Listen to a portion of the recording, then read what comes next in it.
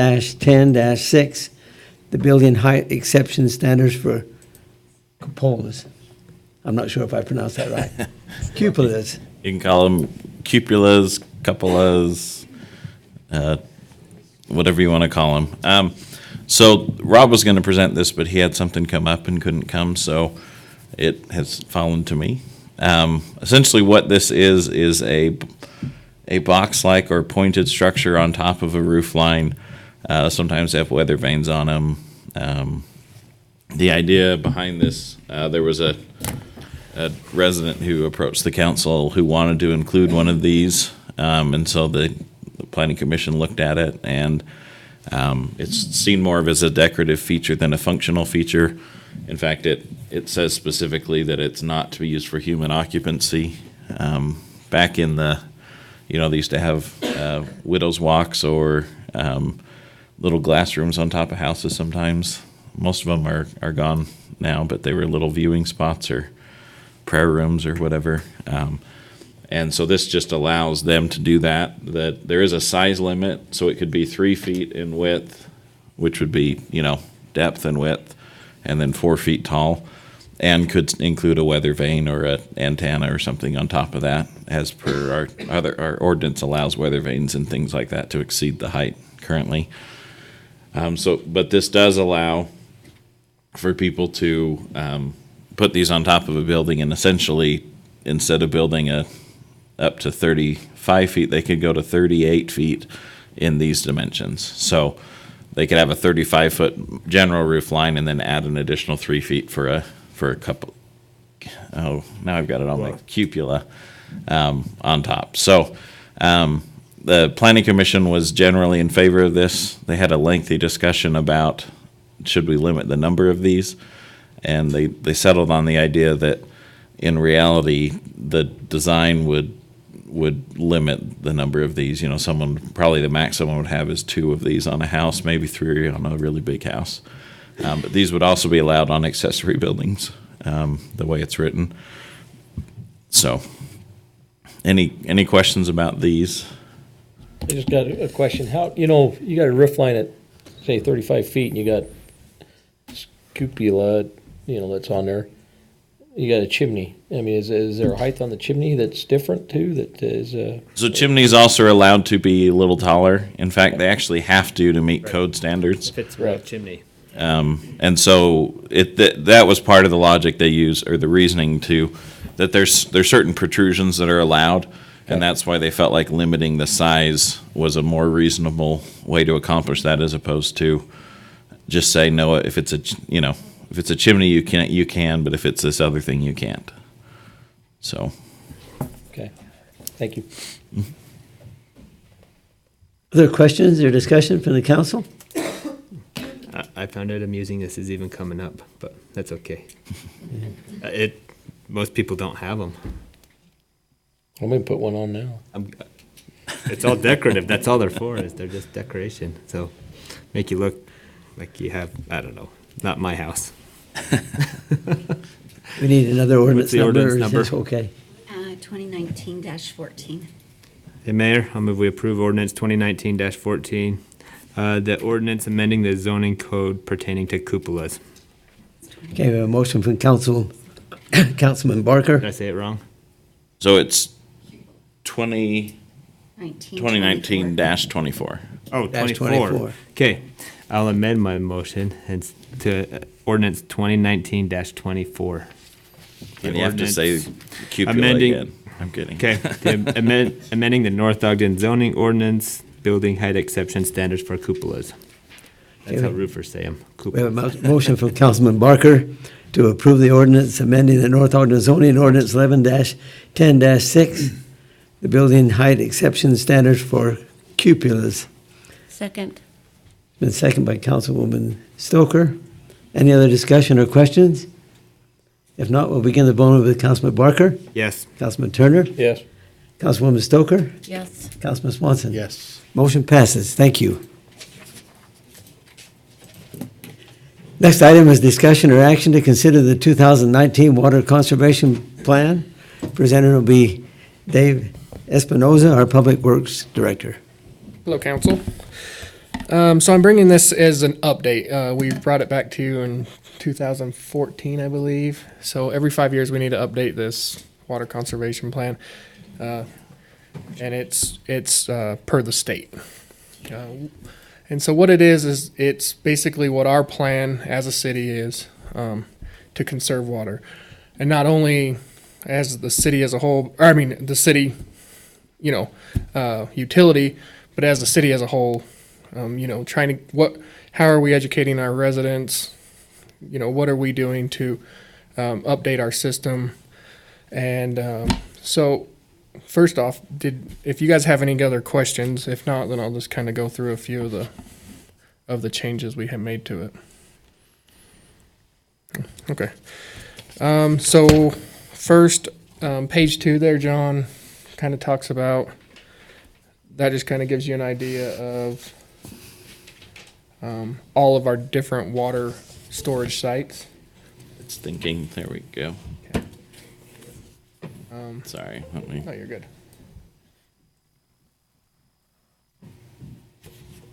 There you go. So here is how many reservoirs we have.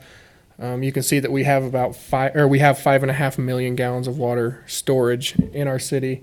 About 1 million of that 5.5 gallons is just for fire storage. We have to show that we have the capability to put out any kind of fire throughout any part of our city. So 1 million of that is just in fire storage alone, or a little over 1 million. Next, page 3 is talking about how we measure our water.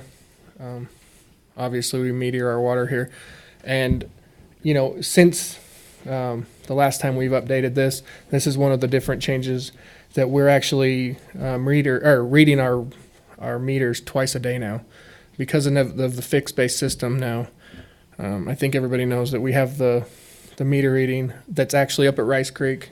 It goes out, it reads at 2 o'clock in the afternoon and 2 o'clock in the morning, brings all of our reads into our system, so that we read twice a day, every single day. We're pulling in reads. That gives us an advantage over a lot of systems in that we can start catching leaks. We have leak detection on all of our system, where if a meter is reading water usage for more than 24 hours straight, that sends us an alarm telling us, hey, contact this resident because their water hasn't turned off for over 24 hours. It's a huge advantage that we have over a lot of other systems around us. And you can see that I think it's on the next page, John, that we've already started reducing the difference since we've started putting, now we're at 80% of our meters on this fixed base system, that you can see that water usage on the right-hand side is already starting to go down. So at one point back in 2014, that was about the best that we're, right around there was about the best we've ever had, is about 30%. And then all these meters started going out, and it was just trying to catch up to that other system and the change-out system. So that's when we started our change-out system, was in about 2015. You've seen that. So that 37 number was more of an average, because we were having so many meters go out that we were trying to have to predict kind of what usage we were having. And then we've been working on that on the way down. We're at 31% now, and Jason believes that we'll be under 30%, probably by the end of the year. So other ways that we can monitor our system on this same one, John, is our SCADA system. We have one of the most intricate SCADA systems around. We have over 70 PRVs in our city, and every one of those zones in our city are monitored, so that we know if we have pressure spikes or anything like that, that if we're losing a massive amount of water, we know that kind of, we get those kind of indications. And so our SCADA is very, very good at, if we're having problems up on any kind of reservoir, or if for whatever reason the wells didn't turn off or those kind of things, we're able to get an alert and it'll actually tell us those kind of things so that we can get up there and get those wells turned off so that we're not wasting those kind of water. And then the last one on that one is one of the big pushes that we've been making, and it's metering our hydrants. And it's not so much the hydrants that, you know, if we have an emergency, obviously we can't meter how much water came out of that. But before, we were letting contractors, you know, hook up to our hydrants, use some of it for contract water. You know, we were giving them a base fee. We were saying you could use 30,000 gallons and this is how much money, but we really had no clue of how much, you know, it was more of on a daily basis. We were averaging how much do you think these people are using. And so this last year, Jason has went out and they've bought like 6 or 7 different hydrant meters. We actually rent those out. So what they do, if they want to use any kind of construction water in our city now, they have to come in, they pay a deposit. We put a hydrant meter wherever they're going to use it. They pull the water. We actually meter all that water. Then we turn around and we bill that contractor for that water so that we actually have a real indication of how much water we're letting these contractors use, and we're getting paid for that. So that was a big one. Next page is just talking about our rates for all of our citizens. Nothing's changed here, just updating it for the report. The next one kind of talks about what I talked about earlier, where you see that huge spike where we had the meter changing, and now that we're, you know, within that 80%, we're starting to go back down. Another big thing for Public Works or for the water department was that number was kind of getting ruined by our springs. So we have 3 springs in our city. Yeah, so we have 4 wells, 3 springs. Well, our springs we use during the spring and summertime as much as we can, because there's no energy cost to those springs. You know, it's all gravity fed. It comes out of the canyons. So we try to use as much water as we can out of those springs. But the problem with the springs is once it fills up the reservoir, the water goes over the overflow. And so what was happening is all of our meters were on the inlet side of that. So we were gathering how much water was coming into our city, but then the only indication that we had of how much water was being used was by the cell and the meters. And so what was happening is any of that water that was spilling over the reservoirs and actually just going down the creeks and those kind of things, that wasn't being calculated in that. And so that's where we were getting a lot of our losses from, you know, that 30%. And so another big push, and we did it in the budget season, is we actually had 4 of our outlet meter stations will now have a meter on it. So we can calculate the outlet instead of just the water coming in. We'll be able to calculate what's going out to give us that difference of what's going out into the stream, and you know, that we're not actually losing that water, that it's going down the stream and it's not going into our system and then we're losing it.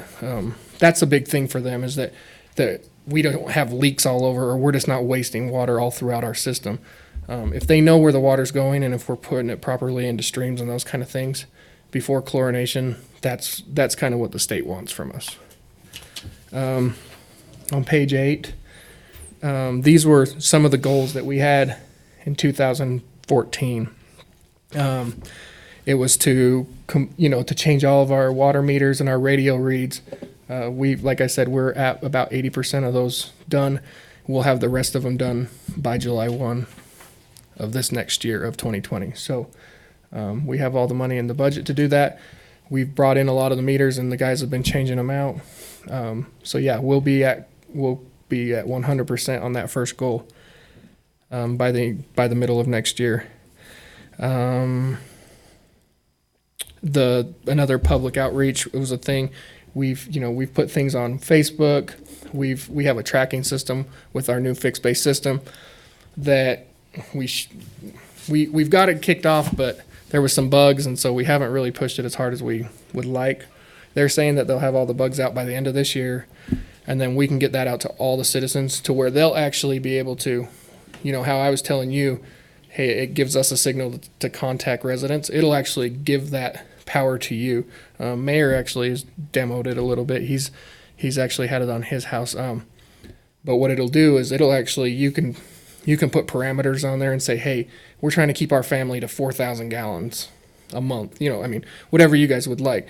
And you can actually put those parameters on, and it'll tell you, hey, you know, on the 17th day of the month, you've already hit your 4,000 gallons. So, you know, you can start, you know, trying to conserve water. Those are kind of other, you know, some of our other tracking devices that we've had.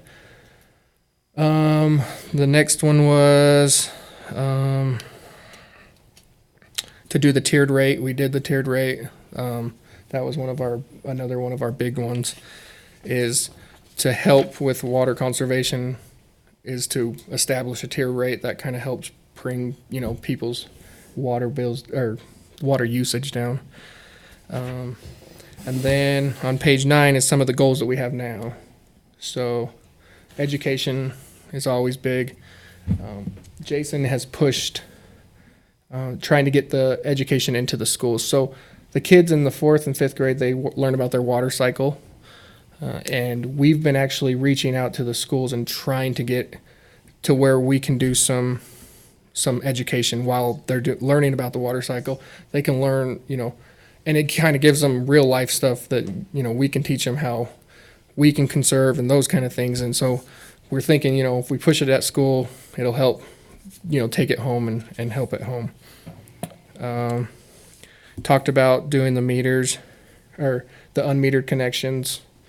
That's another big goal of ours. Is we had Green Acres Park that we've already got switched over. We had a few parks, I think 6 different parks and like 5 different bathrooms at those parks that were unmetered just because they were the cities. We weren't metering them for a long time, and now we have meters on all of those restrooms, the parks, the pools. We have the capability to meter all that stuff. And then our last goal, like I said, Jason, he really thinks that we can reduce our water by, you know, 5%, which is a huge goal for us, which would get us underneath that 30% loss. And, you know, in Weber County alone, that's a huge number. I mean, most cities are anywhere between 30 and 50% loss. And so we figure if we can stay under that 30% loss, that's a pretty good goal for us. So does anybody have any questions? Any questions for Dave regarding the conservation plan that we will submit?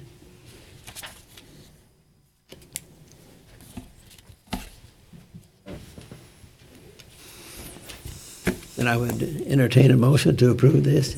So this council is actually a resolution, and it's right at the beginning of the document. So Annette has a resolution number for us.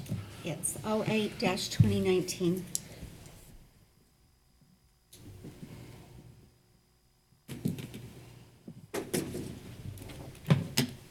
Mayor, I'll move that we, approve Resolution 08-2019, approving the water conservation plan as provided.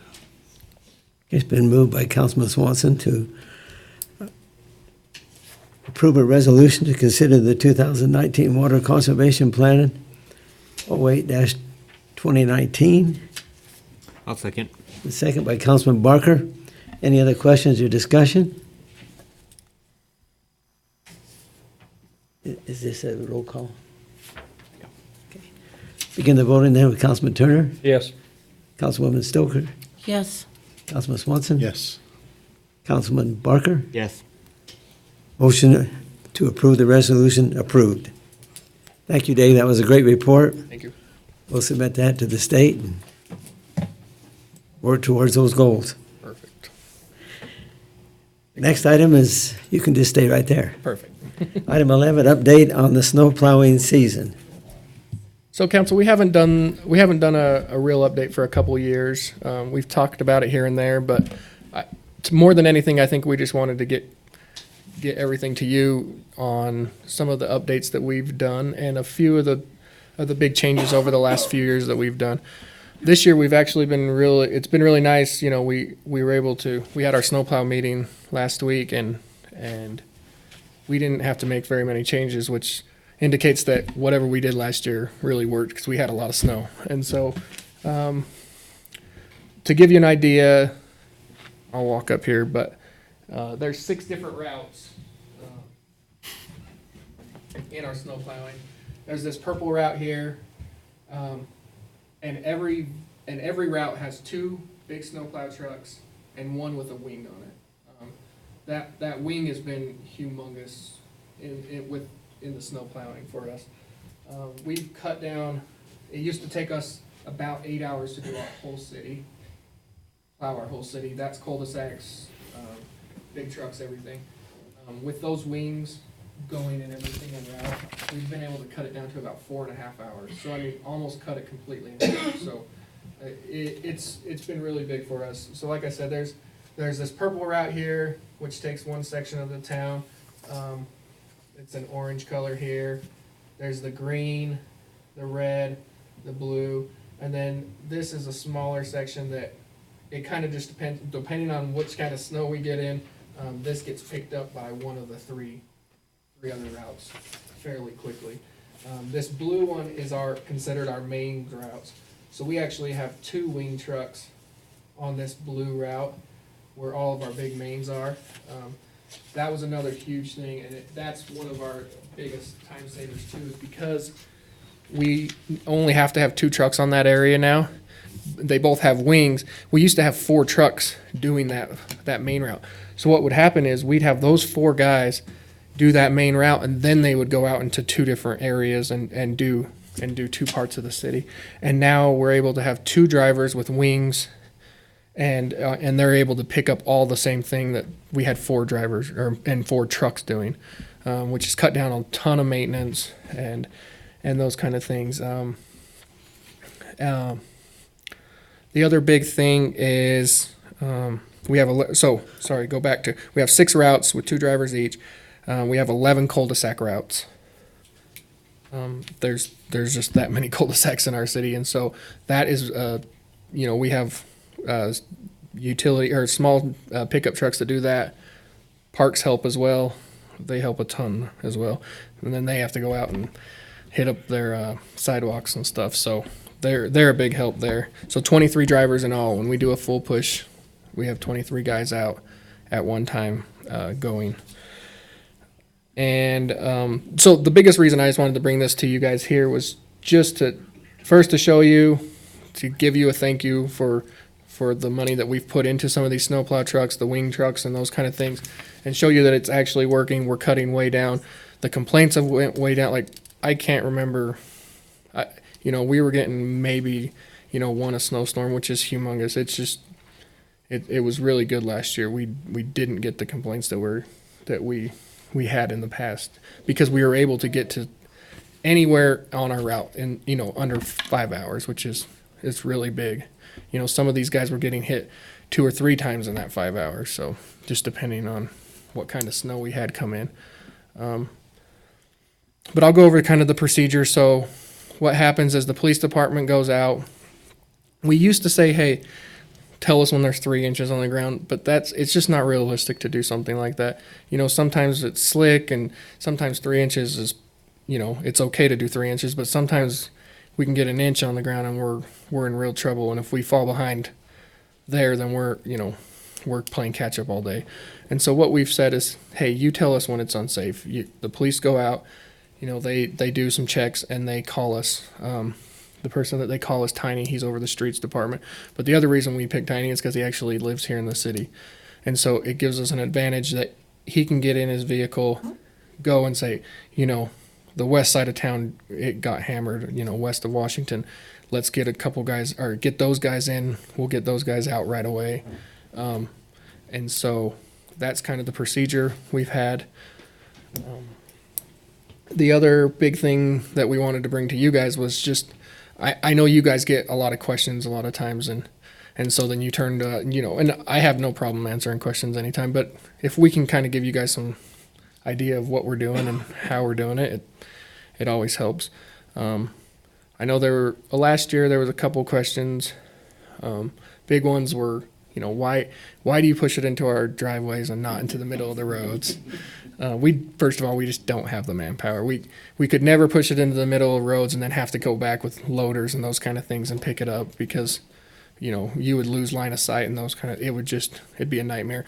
Or, people have said, well, why don't you push it in the middle of the roads? But then everybody would have to go to the next intersection to turn around to go back into their own driveway. And so that's just not realistic either. Another big one is why the snowplow driver, I went out to talk to him and he didn't stop for me. And for us, that's 99% of the time, the citizen will talk to you and everything will be just fine. But, for that one guy that's been stewing over it or been upset about something, it's just easier for our guys to keep plowing. And if they have any questions, guide them towards me. I can talk to, I'll be able to talk to anybody and we'll figure out whatever solution the problem is. But so that's some of our biggest things is, why didn't they stop for me? They didn't, I just wanted to tell them, I've lived here for 30 years. I just wanted to tell them a better way to do it. And sometimes we've really had some great ideas from citizens where they've just, it's like, we didn't think of that. And absolutely, we can do something better. But a lot of times when we're pushing snow, that's probably not the place and time to do those kind of things.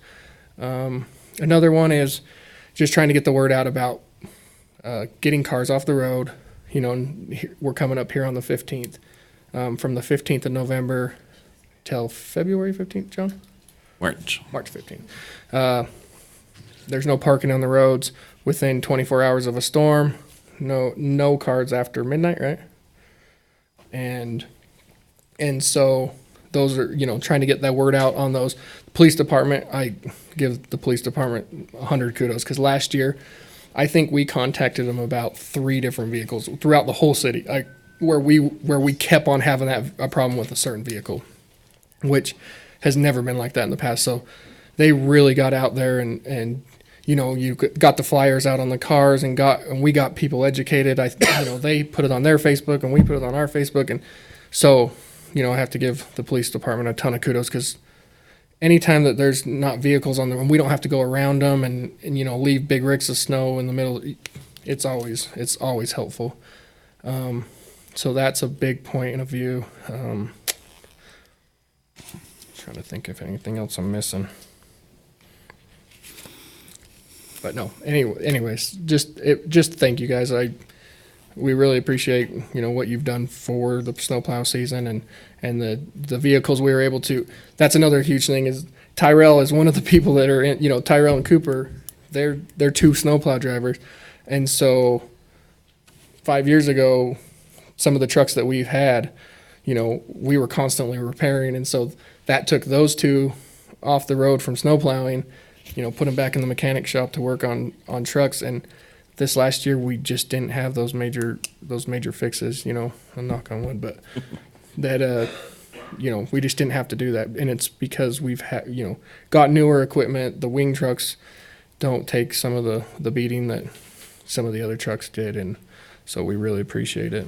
Do you have any other questions about snowplowing? A couple questions real quick. What is the city's liability or responsibility if someone's parked in there and they hit their car? And then what about like mailboxes or something like that?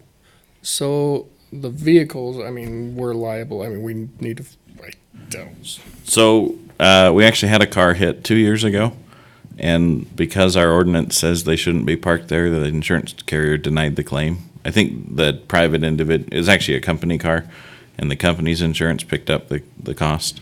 But if they're illegally parked, then our insurance doesn't accept those claims, and it's on the individual to take care of it. With mailboxes, we have a limit on the amount we'll compensate them. But I it thought has, you meant limited on how many mailboxes you can. but we have to, the blade actually has to contact the mailbox. It's not the snow. Not the snow. Yeah. And usually they'll go out and investigate it to see if they can tell. Oftentimes, the plow drivers know if they hit something. And and they've been told over and over again, if they connect with anything, they're supposed to at least acknowledge or report it, so that when the call comes in, we can say, yes, it was, we know the truck hit you, and we know your address, and we're on it. So, And that's usually the case, to be honest with you. A lot of times somebody calls and says, hey, I live at so-and-so, and it's like, yeah, we've taken pictures, we have you on our list. We'll get in contact with you to pay the money towards this mailbox. Because the guys, what they do is they'll actually take a picture and they send it to myself and Tiny over a text message saying, this is the address and this is the mailbox, or, that we did damage to, and they'll send pictures right away. They've been really good about that. Last year we had a couple, but for the most part, we were really good. That's the hardest part, is trying to, that difference between, well, you were going 60 miles an hour and that's why the snow knocked my mailbox off the road, and so it's that kind of back and forth, just trying to figure out that with the mailboxes, is if we actually struck the mailbox or if it was the snow. We try to get our drivers to understand, hey, if it's wet, heavy snow, you've got to, slow it down dramatically so that we don't so we're not taking a bunch of mailboxes off, And so those are just some education things we do, so. And one other question on the ordinance. What about parking in public parking lots? Like this here, we plow out here. Is there an ordinance they can't park out here during certain hours, or? No. we don't have a no overnight parking prohibited. We do, like, for example, over at the pool, we don't let people store their stuff there over the winter. The police will kindly ask them to move their trailers and boats to other places instead of storing it in our parking lot. But we typically haven't dealt with many people who leave them in the parking lots overnight. And then even the staff, some of our vehicles are left in our parking lots that are city vehicles, and we have them park in designated areas so we can clean the rest of the parking lot. And then sometime during the day, we can adjust the cars and clean the other part too. Okay. So, Thank you. Other questions, comments? Great report, great job. Thank you for Thank you, sir. the great work that you do. Mayor, one thing. So, council, just one other thing to remind people. It's illegal to blow the snow back into Oh. the road, Thank you. because it creates these ridges of ice as they melt and get driven over, and then the plows can't scrape it back off, Yeah. and it causes some problems. Thank you very much. Yeah, that's a huge one, and I'm glad you mentioned that. But yeah, that is one of our biggest ones, is that, they think, oh, well, you might come back by soon, and then we don't, and it freezes there on the road, and it's 5 or 6 storms before any of that comes off with the salt and stuff. So yeah, that's another big one. Thanks, Trey. Thank you, Dave. Thank you. Appreciate the good work that our public works take care of our snow removal and other things that they do. Item 12, discussion or action to consider renewing the lease agreement with Family Promise. Presenter will be John Call, our city manager attorney. So, council, this is, most of you are familiar with Family Promise. In fact, all of you are. Our agreement technically expires with them on December 31st of this year. They've asked for an extension. Under our contract, the maximum timeline we could extend to is July of next year. We had originally thought we could do it for the full year, but we can't. They're just wanting a little bit of certainty for at least the next couple of months, and then probably at the beginning of next year, the new council can discuss it and talk about what's appropriate for moving forward. But the idea is to at least give them through the full extension timeframe that was originally contemplated, and then give the council and them some time to evaluate the relationship. Not saying there's anything that says that the city or the staff doesn't want to keep it going. It's just we didn't think it was fair to throw the full contract in front of you at this point, but to kind of give us a Band-Aid to get us into next year, and then have that discussion depending on what the council feels at that time. Questions on this particular item? It's a great program. I don't know why we wouldn't do it. Most of the time, you don't even know they're there. And council, just for the benefit of those who might be in the audience who aren't aware, This group, I think they use our facility every fifth week. And they'll come in for a full week, and they house anywhere from 2 to 4 families who are currently in between housing situations. Most of them have jobs and go to school. But part of the program with Family Promise is those who don't have jobs, they help them get jobs, provide a stable address for them, and then they rotate between several facilities around Weber County so that they're not always in our building. Sometimes they're not even there during 1 month. But I don't think any of our departments have had any complaints. Hardly been any, and people who aren't aware that they're there don't know. It's provided a good opportunity for our local citizens to provide some volunteer hours down there.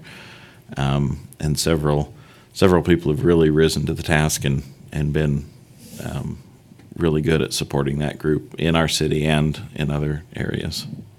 So, What's the agreement number? A20-2019. Hey, Mayor, I'll move that we approve agreement A20-2019, renewing the lease agreement with Family Promise through July 31st, 2020. Okay, been a motion by Councilman Barker. Consider renewing the lease agreement with Family Promise A-20-2019. Second. Second by Councilman Swanson. Any other discussion or questions? Not, we'll begin the voting with Councilman Turner, Yes. Councilwoman Stoker, Yes.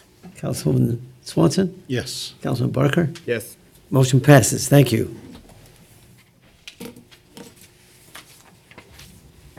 Meeting is now open for public comment.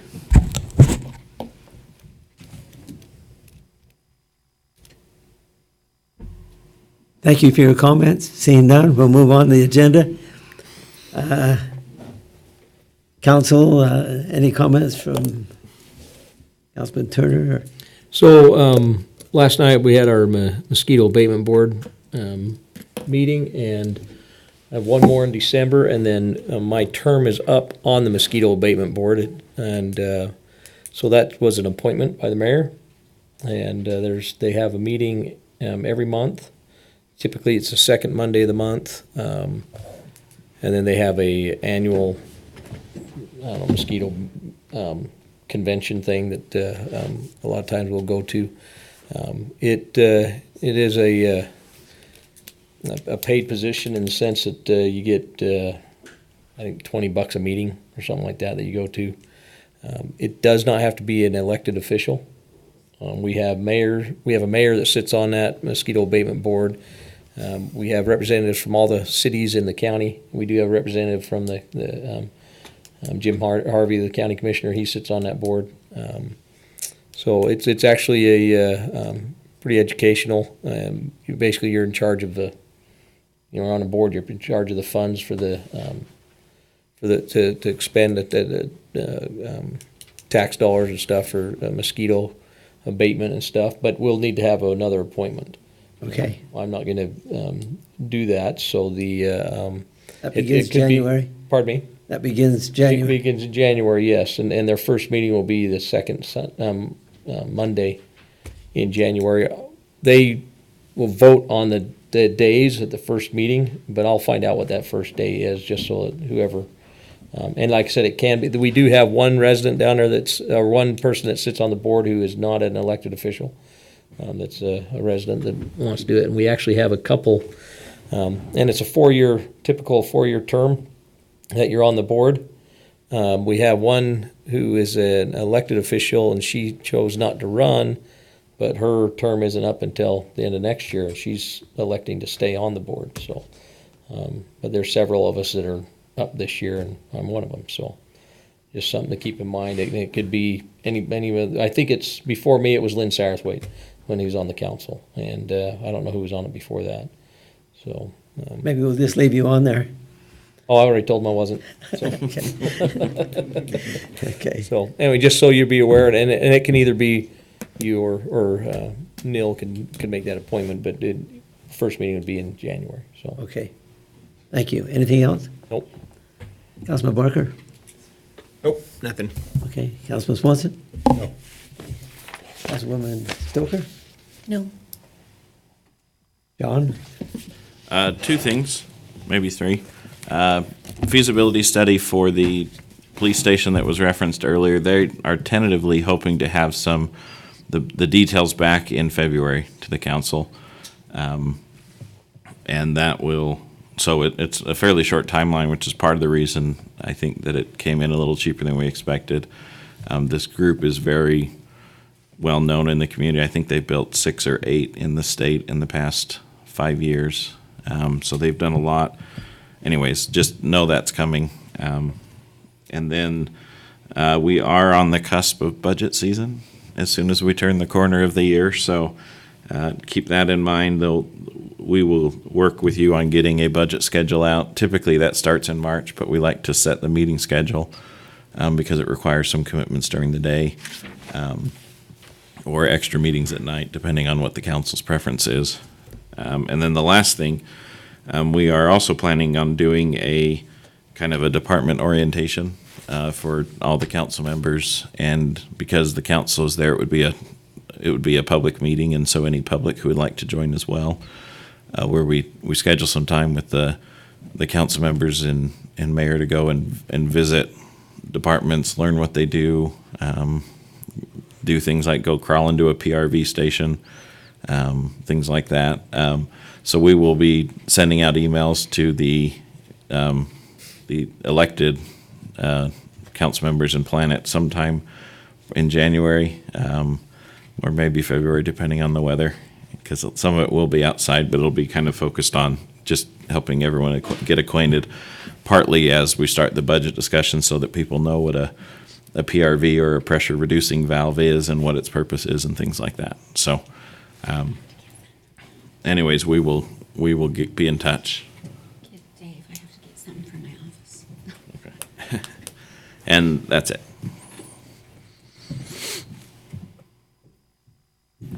Okay, Dave? I actually do have something. I know you're tired of hearing them from me already. We got to meet with Central Weber today, myself and Trent and Bryce and Lauren. They just wanted to come in and introduce themselves. They're trying to get out and into the cities. We haven't met with them in more than 8 years, so it was really nice to hear from Central Weber. I just wanted to tell you one thing, kind of give our guys kudos, is they came out and they did a study. Well, they first started with some of the cities out west, and you guys had heard a few years back when we had some of the big storms, we'd had flooding, because what happens is we get so much infiltration into our sewer system that it actually causes problems at Central Weber. They just can't take that much water. Marriott, Slaterville, there was other cities out there that they got hammered with this. And so what they did is they started putting plans in place. Okay, we're going to have to upsize these lines and do these, different things. To give you an idea, they have a line that runs in our city from 2000 out of our, on Washington Boulevard, out of our city. It gets into Harrisville and then heads over to 89. And then there's another one on 2550 from Washington Boulevard that heads west and out of our city as well, that are both Central Weber's lines. We help maintain those, but they're actual lines. And so what they were able to do is they actually were able to get meters and put them into some of these lines to give us an idea of what kind of infiltration that we're having. And they did it with a bunch of cities. They picked us in particular because we were growing just as fast as some of these cities out west, and they were concerned that they might have to move up, when they have to replace some of these lines. So to give you an idea, 2550, they had projected at like 2035 that they might have to upsize that line to take, the sewage, because they were concerned that there was so much infiltration that they were taking all this water. Well, they put these meters in, and they never wanted to get it over, or they projected it at 2 CFS, and a storm would take it up to 3 CFS in these pipes going out. And just to give you an idea, because we're doing all those lining projects in our sewer, we're not getting that water into our sewers like they thought we were. That the 2 big storms that they were able to monitor during the meters, the times they were doing those meters, they stayed under the 2 CFS completely. Like we were at about 1.2, and then when the big storms came in, we only pushed up to like right below 2. So it kind of gave them an indication that they might be able to push some of our big projects that are in North Ogden City, you know, out into the 2040 range, which, I mean, saves our citizens money because now they're not having to do some of these projects right away. And so I just wanted to kind of let you guys know that some of those kind of things are going on because we're doing those lining projects. So thanks. Thank you. Evan? Okay, we have enough money. Lauren? Okay, Annette? I just wanted to mention some things about the elections. As you know, we won't be canvassing the elections returns until a week from tonight, and that will be the official results. We had 14,643 votes cast. That means people could vote for. So that was for the 4-year seat, That was what? just for the 4-year seat. Actually, no, he gave it to me for all of them, Jenny. Is that what he said? This has got to be wrong. Whoa. Well, that is, you're right, John. That was just for the 4-year seat. Will you go down on that? We had 5,437 ballots cast and 10,146 registered voters. So there were ballots cast, but of those, there were 14,463 cast for the 4-year seat. There were 5,286 cast for the 2-year seat, and 5,362 cast for the mayoral seat. And that we had about 52.5%. That is the highest amount we've ever had in North Ogden of voter turnout. So we'll have that going on next week. We'll do that, and then once we do that, there will be some training. The Utah League has some training for our elected officials that in January, and so I'll get you signed up for those that are elected. And then in January, on January 29th, our youth council and our elected officials are invited down to the local officials' day at the state legislature. There's some things for the youth council to do that day and their leaders, and then there's lunch, a lunch where all our elected officials from our city, the state legislature, meet with us and eat lunch with our youth, and there's a program for them down there. They get to tour the Capital. I'm sorry, I couldn't think. Toward the Capitol, and usually it's one of our legislators that take them through that. So it's a great thing for our youth to see what happens down there, and then to spend some time with their state legislators and their city officials. So I'll get that information out and see who can go to that, and the youth council will get me the names of who's going also, so I can get everyone registered. And that is all I have. Thank you. We welcome a couple of our youth council with us this evening. They represented us at a meeting that we had earlier this month, and very proud of our youth that are involved in the youth council. Thank you so much. See no other business, I would entertain a motion to adjourn. Motion to adjourn. A motion to adjourn by Councilwoman Stoker, Second? second by Councilman Ryan. All in favor? Aye. Any opposed? Meeting adjourned.